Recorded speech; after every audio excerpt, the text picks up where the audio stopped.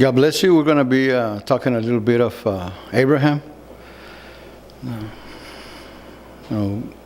God says in His Word that Abraham was His friend. He's a father of faith. And to be a father of something that pertains to God as a human being, that means a lot. Abraham was chosen by God.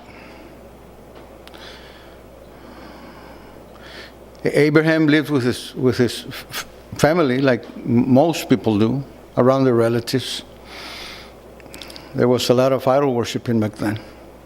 It's just like now, there's no difference. All that idol worshiping and living in disobedience from the beginning, from Adam and Eve until the last day, it all has to do with the evil serpent, the crooked snake, Satan. The one who was once Lucifer. He's the one who corrupts the world, makes the nation tremble. But one day the worms are going to make him tremble. That's what God says in His Word. Abraham was called by God and told him to leave his family. He was going to go show him a land. He was going to give him the land we now call Israel. The nation in which the people of Israel live. The people that are Jews. The people that Satan hates. And all those that serve him. Because these people come from Abraham. So God calls Abraham out. And He's going to go show him this land. They get to the land and, God has a purpose for everything. And you have to understand, we just read the Word of God as if, Abraham left and he took his nephew Lot, and so they went, and they were not driving a car, they were not in a train, they were not in some airplane, they were walking. And you're talking about two old people, they were not young. And you have this couple, they're already past 50, both of them. And it's something that we need to see. Abraham and Sarah, his wife, they were Abram and Sarai at the beginning, and God changed their names to Abraham and Sarah. That's the names I'll give them. I'll use. They didn't have no children. Sarah was barren. She was unable to have children. She was unable to have children when she was young, more or less in her old age. There were a couple that loved each other. God didn't call two heathens out. He didn't call two pagans. He didn't call two people that disrespected each other. They loved each other. You're talking about Abraham and Sarah. Sarah, the woman who called her husband Lord. Not because he was knighted, but because she respected him. And Abraham respected her. But they didn't have no children. And back then, for a woman not to have children was something that was not, that they accepted. They wanted to bear children. They wanted to have children. It was sort of a disgrace for a woman not to have children. It's not like now that they don't care. They don't want to have anything. They just don't want to have. They'll do anything to prevent child, bearing. They have no sense of being a mother. Not everybody. This is a gift of God, and Sarah knew it, but she couldn't have any. The sick individual devil had made her that way. She didn't just make Sarah barren, she made Rebecca, Isaac's wife, barren. Now Isaac is the little baby that this barren woman had when she couldn't have when she was young. She couldn't have when she was old. It was impossible. But let's go back. They lived their land. And I want to say this, it wasn't that they just left like that. It was difficult for them. They had to walk. They had to go through the, through the nights that were cold, the days were hot, whatever. They were out in the elements. They didn't have the conditions we have right now, where you go and relax and you lay in your bed and it's so soft with your pillow and with your air conditioner on or your heater. It wasn't like that back then. And Sarah, being an obedient wife and a loving wife, I'm not talking about being an obedient slave. I'm talking about a wife. Abraham wasn't one of those. He respected his wife. They loved each other. They cared for each other. They were faithful to one another.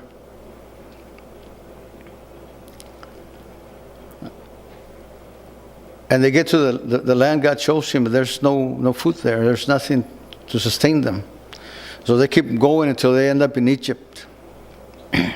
Before they go in there, Abraham tells Sarah, tell them that you're my sister, because she was his half-sister. She was his wife also. He said, because you're a beautiful woman, and they will kill me for you. So they went in, and the Pharaoh is in this land, and they see that Sarah is a beautiful woman. They take her away from him. She says, he's my brother. The devil tries to separate them. You see, God has a plan for you. God had a plan for Abraham and Sarah. And the devil knows it. He knows what God is doing. And God allows him to do things just to show everybody that no matter what the devil does, he will not prosper. He separates them. And he doesn't separate Sarah from Abraham just because they want her to be somebody's pet. No, they want her for the Pharaoh. She's Abraham's wife. Do you understand that? You understand what the sick devil does to this man, to this woman? You read through this like well, it's just a story. It's not a story. It's about two people that were human beings that had feelings. And that they loved each other. They were separated by Satan. They didn't want the will of God to come to pass. For God had told Abraham that he was going to give him this land. And this is a huge land. In comparison to the world, it's very small. But for a couple, why would they want with so many acres? So much land. Well, God was going to give him descendants. Although they didn't have no children. Because God knows his power. He didn't take him over there and then try to figure out how am I going to do it. He knows he has the power to do anything he wants. And the devil tries to stop and interfere every time. He's like a senseless individual. He doesn't understand it. He never wins. And he separates them because he's evil and wicked and crooked and could care less about the things of God. Is that what he's doing to you? Is he coming against you? He ain't going to succeed. He separates them. He wants Abraham to think bad things about his wife. He knows why they took her away from him. But God intervenes and puts a plague on them.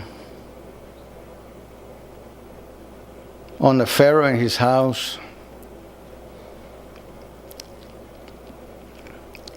He ain't going to let no one get near Abraham's wife. You see, Sarah was not a disrespectful woman. She was a decent, respectful lady. It was shameful what the devil had in his mind. You understand? They took Sarah away from Abraham so that they could give her to the Pharaoh. The devil is wicked and ugly, but the loser never wins. He always loses. He doesn't care what he does. He still does the same thing, separating people, marriages, children from their parents. He separates the father from the family, the mother from the family. He could care less. He doesn't care. He separates them by death, by divorce, by anything.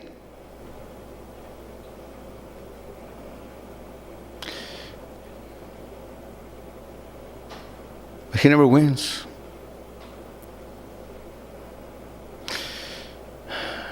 The Pharaoh had to give Sarah back. And God showed this Pharaoh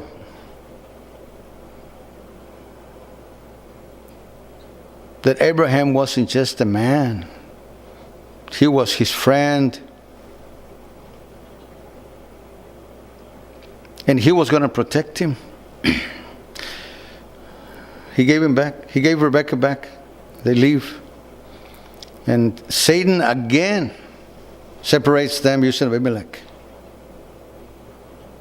He doesn't stop. He's like the most ignorant individual. And it's not because God made him that way. God made him to be wise, to be beautiful, to be powerful. But the wicked serpent gave it up for his pride. He wanted to be like God. He wanted to be his own boss. He wasn't content with what God had given him. He wanted more. Because he's evil and foolish, senseless, brainless. You know that foolish, he's a foolish serpent, but it's difficult to use a word to describe it, like the foolish versions, 5 versions. That word foolish doesn't just mean being foolish, like, oh, he's just a foolish person. It means having no understanding, no brains, meaning that their brains don't function. The other ones were prudent, they were wise. And the opposite of wisdom is no brains at all. That's what Satan is. He cannot comprehend nothing. He chose to abandon everything that pertains to God. That's why he's the way he is. He's evil, he's darkness. He's the opposite of what God is in everything. God is wise, he ain't got no brains. God is light, he's darkness. God is holy, he's mundane, he's a pagan, he's a heathen. He wants to separate what God has joined. And he does it again. And God comes to Abimelech and tells him, don't touch her. He has to give her back. Because Sarah belongs to Abraham. The devil did not win again. Not only did he not win, Pharaoh had to bless Abraham. And Abimelech had to bless Abraham with things, with animals. And Satan was once again humiliated. That's all God does to him, is humiliate him, because he was so proud, and God humiliates and humbles the proud. And all of Satan's works before God are brought down. And the works that Satan has built in your life, in wanting to destroy you, to put fear in you, doubt, don't listen to him. You see, Sarah, when she was separated by Abraham, it wasn't like, Sarah, or you, like, it wasn't like, oh man, this is like a vacation. It was horrible. You have a lady being separated. by a bunch of demonized people. A respectful lady. They took her away from her husband so that they could give her like some possession to the Pharaoh. She ain't having no vacation. And Abraham either. It's a terrible thing. But God didn't leave them there. He took away that terror away from them and blessed them.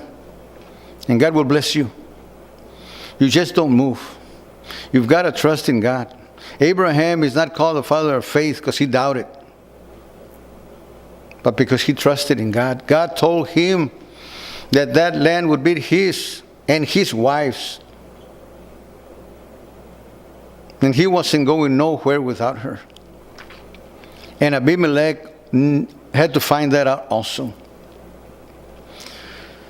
Again, they were separated, and Abraham had to trust in God, and it was terrible again. But God joined them again together. And God told Abraham that he would give him a son from Sarah. And he did. And one day, God told Abraham to offer, Isaac is born from a woman that couldn't have children. It's a miracle. God shows his power. Because he doesn't want nobody to think that it was a coincidence. He wants to make sure that we know and understand that it was no one and anything but the power of God.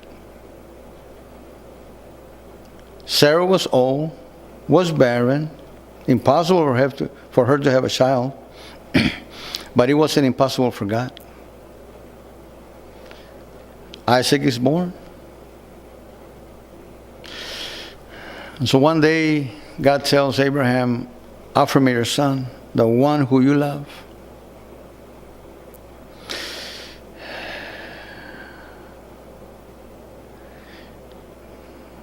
You have to understand that back then, the people that serve false gods that don't exist would do that.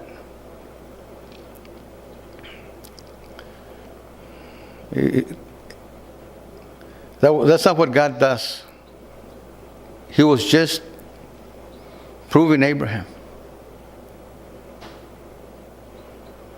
And Abraham had to find out for himself, because God knows everything. God knew Abraham wasn't going to say no. Abraham had to learn, because he had to be the father of faith. And he had to walk through that to obtain that faith.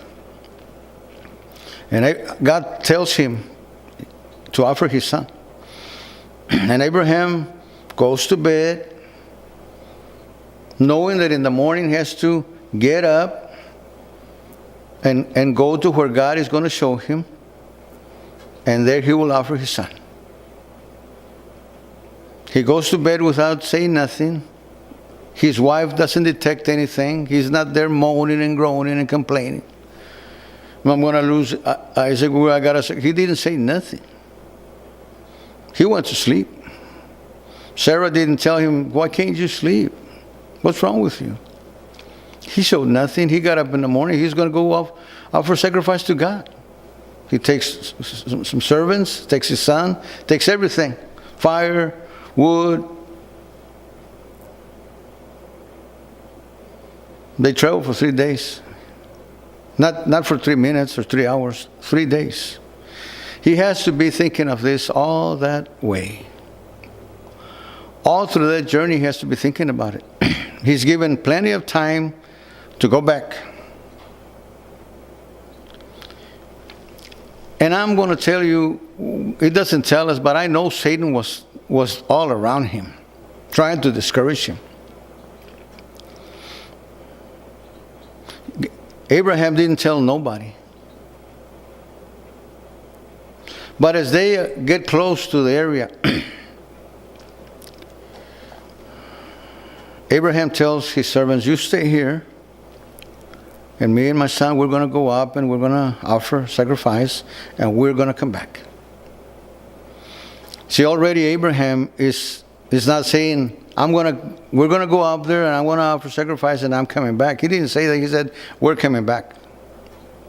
So you have to believe. You have to believe what God says. That's what you have to confess. You confess what the devil always says. What the devil has in mind. This is going to happen. This is what happens. What happens is what God says. That's what happens. But you have to believe it. You know, there's this, when in the New Testament, there's this woman with the issue of blood. And this man, Jairus. And so this woman with the issue of blood, he touches, I don't want to get into all the details. There'll be another message. She touches Jesus. She believes that she'll be healed by touching him. She goes, reaches over, touches him. Jesus stops. While she's doing this, they're on their way to Jairus' house because his daughter is dying. Jesus stops. Who touched me? And so the woman says, me. And so Jesus says, okay, your faith healed you.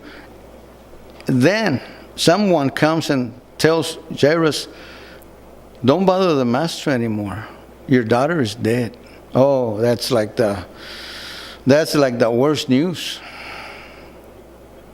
That's what the devil told him. Don't bother him no more. The devil don't want you to say nothing to God. He just stay with what he's doing to you and don't tell God, because he doesn't want you to tell God, because he knows God is going to help you. You don't listen to that evil serpent. Somebody should have told him to be quiet. Jesus said to Jairus, don't fear. Only believe. And that's what you have to do. Don't fear, only believe. Abraham believed. He went up there, and as they're going, his son says, we've got everything, but where's the offering? And Abraham said, God will provide for himself. Isaac didn't know that he was the offering. And they go up there and they set everything up. Abraham ties him up and is going to kill him. And as he raises his knife and is going to kill his son, the angel of the Lord tells him, don't do it, for I know that you fear God. And he tells him, look, he turns around and there's the lamb that he is going to use. God always provides, and the devil always loses. He will provide for you. You just have to believe it. You have to believe it. You have to believe it. That's all you have to do. Jesus said, fear not, only believe. And the devil doesn't want you letting God know. He doesn't want you believing in God. He wants you to set your eyes on what he's doing to you and not to move them. He wants you to just accept what he's doing to you without saying nothing. Jesus, Yeshua, already paid the price. The price has been paid. Don't keep it in you. Cry out to God. Trust him. Believe in him. You have to understand, it's difficult for me to go through all the more details in a short time. But see, Abraham left his land without nothing, and now he has a son. Because God kept his word. And he will keep his word with you. Abraham became the father of faith because he believed God. You believe God. You believe him. And he will set you free. He ain't going to let the devil finish what he has started. The devil has started.